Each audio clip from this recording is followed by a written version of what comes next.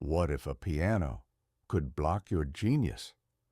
Claude Debussy, the mind behind Clair de Lune, was given a magnificent black lacquered piano, priceless, but something felt wrong. The moment he sat at it, he said the music wouldn't come. Not a single note felt right. Debussy believed the piano had a cold presence. He felt watched, stifled. So what did he do? He had it removed and went back to his battered old upright, cracked, scratched, but alive. It was there on that humble piano that he composed some of his most magical music. Sometimes genius doesn't need perfection. It just needs something real. Imagine hearing a masterpiece in your mind, but being unable to write a single note. That's what happened to Maurice Ravel, the genius behind Bolero. Near the end of his life, something terrifying began. He lost the ability to compose, not the ideas. Those kept coming. He could still hear full symphonies in his head, but his brain couldn't translate them to paper. Doctors believe he suffered from a rare brain disorder, possibly aphasia or Pick's disease. He tried to keep going, even joking. The organ sounds like a fat woman talking, but deep down he was fading.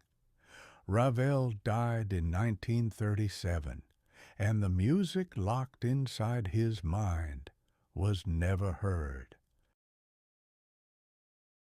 What if one of the world's most beloved symphonies was born on a train platform? Antonin Dvorak wasn't just a composer, he was a train fanatic. Every day he walked to the station, not to travel, but to watch and listen. He loved the sounds, the rhythm of the engines, the pulse of machinery.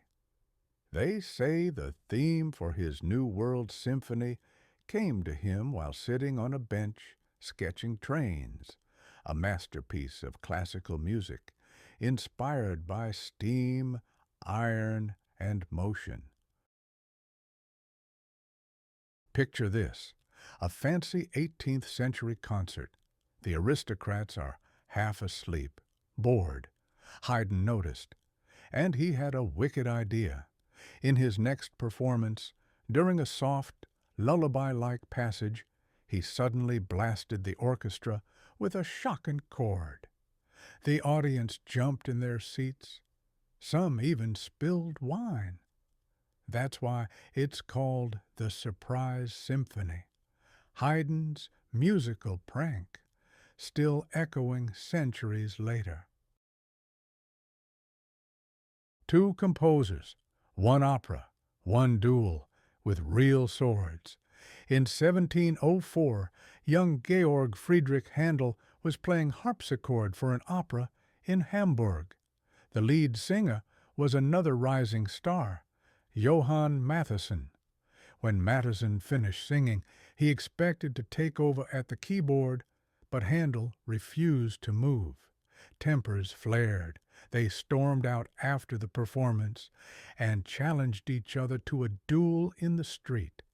Mattheson lunged and struck Handel directly in the chest, but miraculously the blade hit a metal button or medallion under Handel's coat. He walked away alive.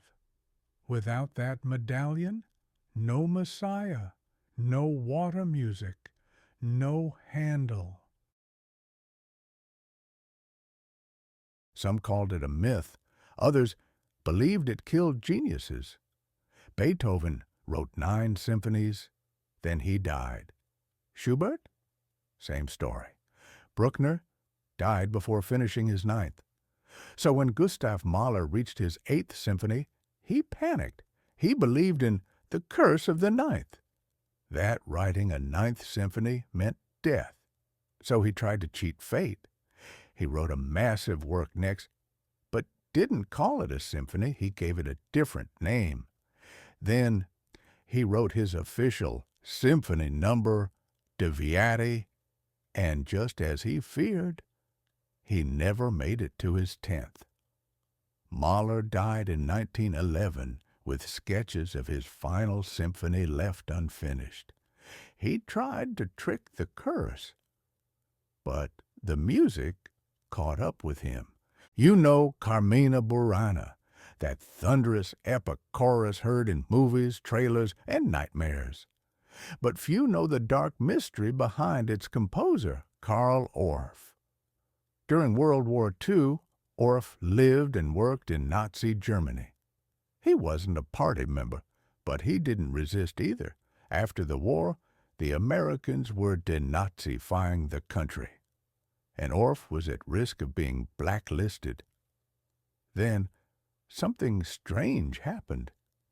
He claimed he had been part of the White Rose Resistance, the same underground movement as his old friend Hans Scholl, who had been executed by the Nazis. But there was a problem. No evidence, no witnesses, not a single name ever confirmed it. Some historians believe Orff made it up, just to save himself. Did he lie to survive? Or did he carry a secret to the grave we may never know? But the music remains thunderous, beautiful, and forever haunted.